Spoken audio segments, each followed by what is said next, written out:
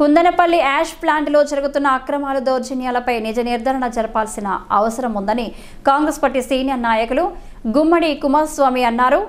Permission పొందిన మిషన్లను ash ప్లాంట్లో అనుమతించకపోవడం అన్యాయమని ఖండించారు.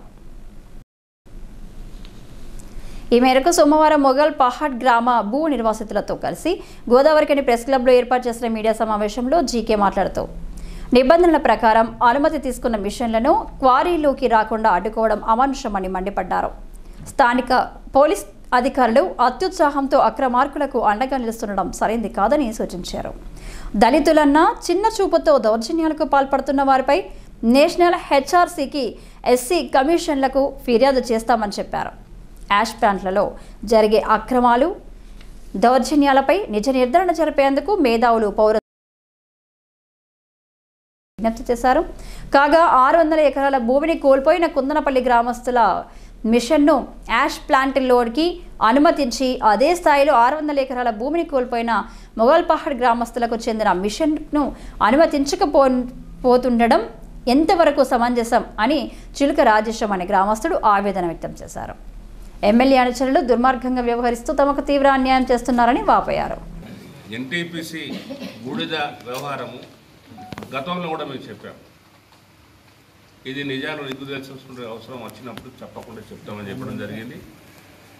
నేను ముఖ్యంగా అక్కడ దళిత వర్గాలకు సంబంధించినటువంటి వాళ్ళ as per norms and conditions ప్రకారము టెండర్ వేసి ఈఎండి కట్టి పర్మిషన్ ఇచ్చారు. ఎన్టీపీసీ యాజమాన్యం కట్టించిన తర్వాత ఎందుకు ఆపుతున్నారు? మిమ్మల్ని ఎవరు ఆపమన్నారు? అసలు అంతర్గామేస్తాయికి ఏం సంబంధము, ఎన్టీపీసీఐకి ఏం సంబంధం? ఈ బూడిద వ్యవహారంలో మీరు శాంతి భద్రతలకు ఏమైనా విఘాతం కలిగిస్తే మీరు జోక్యం అవసరం. మీరు మీ పరిధిలో ఉండవలసిందిగా మీ ఆ పై ఆఫీసర్లకు సూచన చేస్తున్నా, దయచేసి ఇది నేషనల్ హెచ్ఆర్సీకో లేకుంటే ఇంకో సంఘానికి పోయే విధంగా మీరు వివరిస్తే ఈ గోదావరికని ప్రాంతం నుండే 2 ఎస్సీ కమిషన్ మెంబర్లు, నేషనల్ స్టేట్ కమిషన్ మెంబర్లు ఉన్నారు. వాళ్ళందరికీ కూడా మీ యొక్క వ్యవహార శైలి చెప్పాల్సినటువంటి అవసరం ఉంది. ముఖ్యంగా ఎన్టీపీసీ యాజమాన్యాన్ని మీరు సిఎస్ఆర్ నిధులు ఎవరికి కొరకు ఖర్చు పెడుతున్నారు? మీరు దేనికి ఇక్కడ పర్యావరణం అంతా నాశనం చేస్తూ ఇక్కడి ప్రాంత యువకుల జీవితాలతో చెలగాటమాడుతూ ఈ విధమైన వ్యవహారం మిమ్మల్ని ఎవరు నడుపుమన్నారు? అసలు ఈ మిషన్లు ఏంటిది? ఈ బూడిది ఏంటిది? ఎవడు చేస్తాడు? ఈ అల్లిబిల్లిగలు ఎవడు? బినామీలు ఎవడు? దీని మీద నిజం నిగ్గు తెలసిన అవసరం ఉన్నది. నేను పౌర సమాజాన్ని, పౌర హక్కుల సంఘాన్ని, మేధావులను నిజ నిర్ధారణకు ఆహ్వానిస్తున్నా. ప్రజా అభిప్రాయానికి రాండి, వెల్కమ్. ఎవడు తప్పు చేస్తే వాడు బాధ్యత వహించాలి. ఏమి ఇష్టం ఉన్న రాజ్యం ఏంటిది? బలం జిస్కే హాత్ మే బైసే ఉన్కా అధికారం అన్నట్టు. ఎవడి చేతులు లాంటుంటే వాడే అధికారం అంటే మరి సామాన్యుడు ఎటు పోవాలి? దళితులు ఎటు పోవాలి? ఊరికి దూరంగా, గుడికి దూరంగా, బడికి దూరంగా 400 సంవత్సరాలు బతికినటువంటి దళిత జాతిని ఎందుకు వేధిస్తున్నారని అడుగుతున్నా. మరి మీరు ఇదే వ్యవహారం ఉంటే మందకృష్ణ మాదిగా వస్తాడు, చెన్నై వస్తాడు, అద్దంకి దయాకర్ వస్తాడు. ఇక్కడికి తీసుకొస్తాం మేము. ఈ ఎన్టీపీసీ యాజమాన్యం సంగతి ఏదో తెలవాల్సిన అవసరం ఆసన్నమైంది. ఇప్పుడు ఈడీ నువ్వు ఎవరితో కుమ్మక్కైనవా? ఎన్టీపీసీ ఈడీ గారు, ఈ పోలీసులు ఏంటిది? ఈ సిఐ ఏంటిది? ఆ వెంకటస్వామి అంతర్గామ ఎస్ఐ వ్యవహార శైలి ఏంటిది? ఆయన ఏమనుకుంటాడు? సుప్రీం అనుకుంటాడు. ఇక్కడ ఆయన కన్నా పెద్ద పెద్ద ఐపీఎస్ ఆఫీసర్లు ఉన్నారు, ఐఏఎస్ ఆఫీసర్లు ఉన్నారు.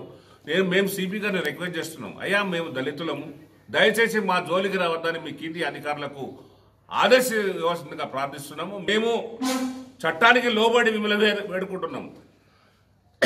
చట్టం మేము మా చేతిలోకి తీసుకుంటే ఎవరి తరం కాదు ఆపడానికి. మరి జాగ్రత్తగా పోలీస్ అధికారులు, అంతర్గామ ఎస్ఐ ముఖ్యంగా ఆయన యూనిఫామ్ ప్రభుత్వం ఇచ్చింది, ప్రజల జీతగడతను. నువ్వు ఎవరి మెప్పు కొరకు పనిచేస్తానంటే నడవద్దు నాయన వెంకటస్వామి గారు. నువ్వు కూడా ఒక బోయ సామాజిక వర్గానికి చెందిన నువ్వు దళితులను వేధిస్తావు అన్నయ్య. ఏం పద్ధతి నీకు ఇది? వచ్చి మిషన్ పెట్టుకుంటే పొలగాలు పోయి మిషన్ పెట్టుకొని బూడిద అమ్ముకుంటానంటే ఆపద్దని చెప్పి ఎవరు ఇచ్చారు నీకు అధికారము? ఎందుకు చేస్తున్నావు వ్యవహారము? అసలు ఏమనుకుంటున్నావు నువ్వు? తస్మాత్ జాగ్రత్త ఎస్ఐ గారు. మీ వ్యవహార శైలి ఇట్లనే ఉంటే తప్పకుండా దీనికి ప్రతిఫలం నువ్వు అనుభవించాల్సి వస్తుంది. ఇంకా నీకు ఎవరైనా సపోర్ట్ చేస్తే నిన్ను ఎవరు కూడా కాపాడలేరు. నిన్ను ఎవరు కూడా కాపాడలేరు. మళ్ళీ మళ్ళీ చెప్తున్నా. కుందన పెళ్ళికి ఇచ్చిండు. మరి మేము కూడా సమానం కదా, మాకు కూడా 600 ఎకరం మాకు కూడా ఇవ్వాలి కదా అన్నగారు. ఏమనుకోవద్దు, మాట్లాడుతున్నా. దీంట్లో మాట్లాడేటప్పుడు ఇక ఎంత ఎకరం భూమి ఏంది కాబట్టి మాకు మిషన్ పర్మిషన్ ఇవ్వలే. కుందన పెళ్ళిళ్ళకు 600 ఎకరం ఏంది కాబట్టి వాళ్ళకి మిషన్ పర్మిషన్ ఇచ్చిండు. మమ్మల్ని మిషన్ నడపనెత్తలేరు వాళ్ళు. ఈరోజు మిషన్ పట్టుకొని పనిచేసేటోళ్ళు. మా మిషన్ ఊరవతల ఉన్నది.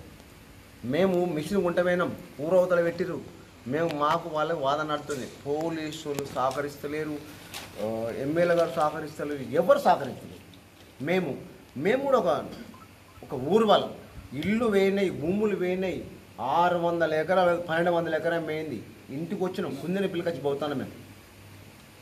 పోతాను మేము.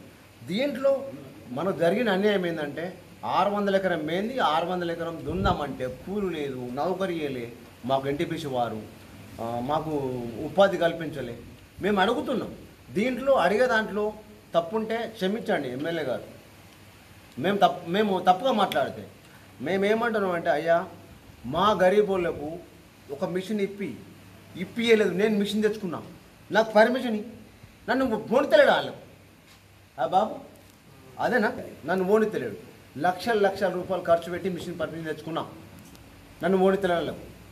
ఏమి ఇవ్వాలో ఏమో సంబంధం లేదు, ఎందుకు ఓనితలో సంబంధం లేదు. విషయం అది. అన్నగారు మీరు నా ఆవేదన మాట్లాడుతున్నా. మీరు కొంచెం దయచేసి నా మీద ఆలోచించి మీరు మాట్లాడండి. ఈ మీడియా సమావేశంలో మొగల్ పహాడ్ గ్రామస్తులు ప్రవీణ్, చిలక శ్రీనివాస్, లింగయ్య, సాయి వినోద్, సాయి కుమార్, నర్సయ్య తదితరులు పాల్గొన్నారు.